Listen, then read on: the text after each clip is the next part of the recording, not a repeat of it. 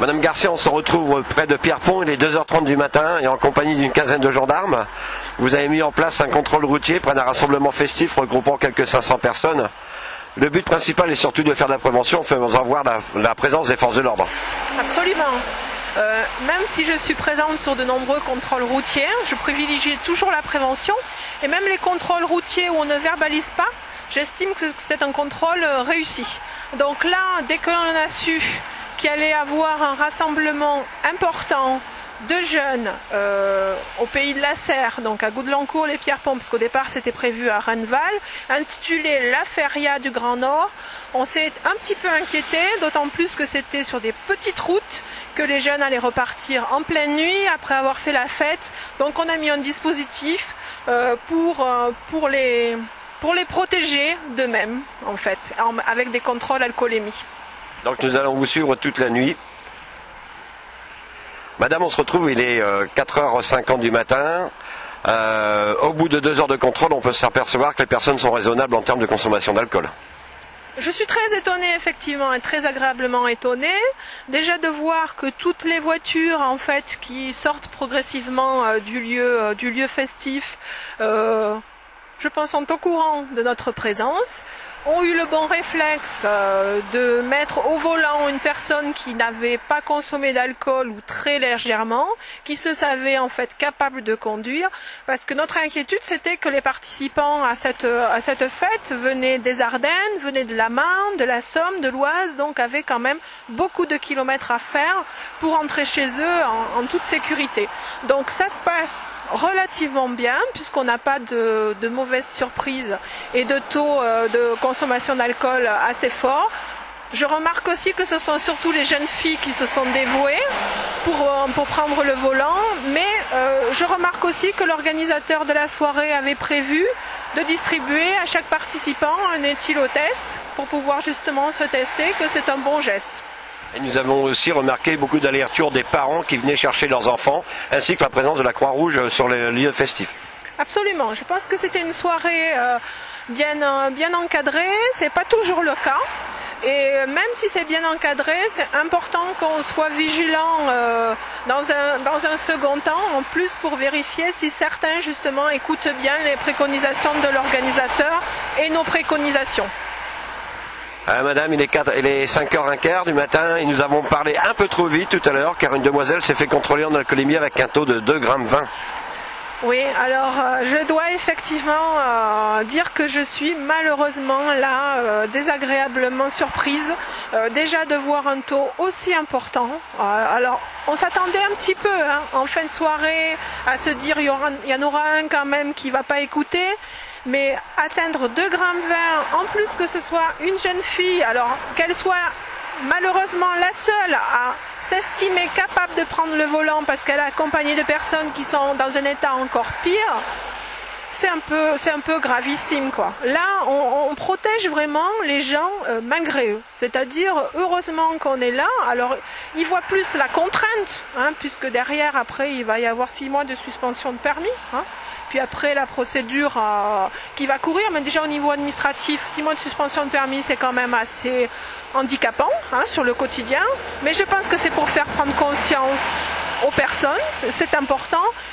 Et 3 positifs sur la soirée, 2 sur des taux relativement faibles sur du contraventionnel, mais là, une suspension. C'est encore regrettable, mais ça prouve que les forces de l'ordre, en l'occurrence la gendarmerie, a bien fait de se mobiliser et d'être présente pendant près de 5 heures sur des petites routes de campagne par un climat quand même, somme toute, pas très favorable à la fin du mois d'octobre pour préserver des vies. Boire autant, la mort vous attend. C'est un bon slogan. J'espère que vous n'avez pas déposé le copyright parce que je risque de vous le récupérer. Effectivement, on avait un verre, ça va, 3 verres, bonjour les dégâts. Et je dis ce slogan volontairement parce que quand je leur pose la question de savoir combien ils ont bu, ils me disent 2, 3, 4, 5 verres. Je dis mais combien il faut pour dépasser le taux? Et en fait ce n'est même plus dans les esprits. Ce slogan qui datait des années 80-90 en fait n'est plus trop connu des jeunes et donc ils ont toujours une méconnaissance de la limite à ne pas dépasser, notamment au niveau des verres. Ils connaissent le taux, mais ils ne connaissent pas la quantité d'alcool que cela représente. Donc il y a encore beaucoup d'explications à donner. Il ne faut pas confondre aussi les verres au bar et les verres chez soi. Absolument. Là, on est dans le cadre d'une soirée festive organisée, donc ça veut dire que les doses servies correspondent à des doses servies en bar ou en discothèque. Malheureusement, on s'aperçoit souvent d'accidents corporels, parfois mortels, qui ont lieu après des soirées entre amis, des soirées familiales, où là, le verre de whisky n'a rien à voir avec la dose de verre de whisky qui est servie en discothèque. Là, on est 2, 3, 4 fois au-dessus. Donc ça veut dire que déjà, un seul verre, on dépasse. Madame Garcia, le risque d'accident de la route est plus élevé que la moyenne à l'occasion des périodes des fêtes, et notamment au week-end de la Toussaint, en raison d'une circulation accrue couplée par une alcoolisation plus fréquente des usagers. Absolument. Ça correspond déjà ce week-end de la Toussaint à une période de vacances scolaires. Ça correspond aussi à une fête traditionnellement de rassemblement familial, parce que il y a la fête des morts, donc le recueillement. Donc les gens ont l'habitude de se déplacer et parfois sur de longues distances. Donc c'est pour ça qu'on met toujours un dispositif important, parce que traditionnellement c'est un week-end à risque au niveau accident de la route. Cette année, l'année dernière, on avait eu un mort au niveau de l'Aisne. On espère que pour le week-end, le gros dispositif qui a été déployé sera suffisamment dissuasif, mais on a vu depuis le début du week-end que ça ne l'était pas trop, parce qu'on a quelques comportements incohérents, mais on espère qu'on n'aura pas de mortels. Madame, on se retrouve juste après le week-end de la Toussaint. En parlant de chiffres, du vendredi 29 octobre au lundi 1er novembre 2010, il y a eu 4 accidents mortels ont ainsi été recensés sur les routes axonaises pour un bilan de 1 tué et 10 blessés. Comment s'est passé en matière d'accidents le week-end de Toussaint 2011 ? Alors, l'année dernière, c'était 4 accidents corporels et 1 mortel. Heureusement, parce que si on avait eu 4, ça aurait été encore pire. Donc, ce week-end-là, on a évité le pire. On a eu quelques accidents avec des blessés graves, mais pas de pronostic vital engagé, pas d'accident mortel.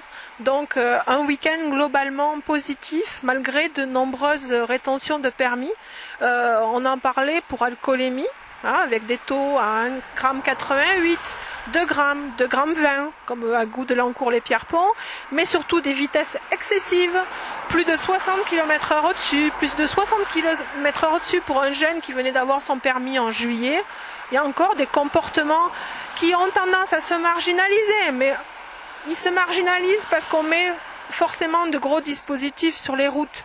Mais on n'est pas là non plus pour surveiller chaque automobiliste. Il faut à un moment donné qu'il y ait une prise de conscience. Alors ça commence à rentrer, puisqu'on a vu que l'accidentologie avait baissé ces 5 dernières années.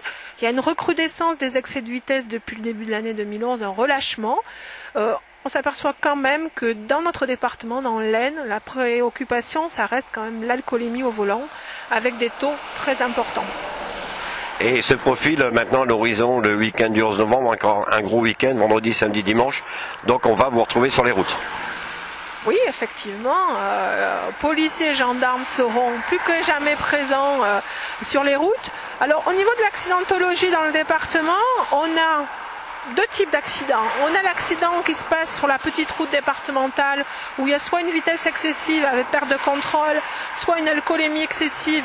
Et généralement, malheureusement, ça fait des dégâts, pour ne pas dire des morts. Et puis on a une accidentologie aussi en milieu urbain, donc axée vraiment sur le comportemental, le téléphone au volant, le défaut de ceinture de sécurité. Le défaut de ceinture de sécurité est une infraction qu'on ne voyait plus pendant des années et qui revient en force.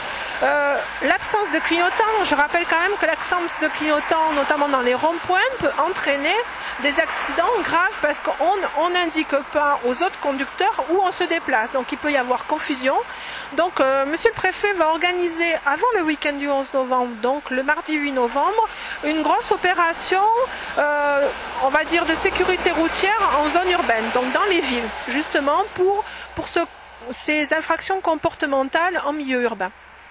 Radio Valinfo sera là et on suivra donc monsieur le préfet pour le 8 novembre. Merci madame. Au revoir.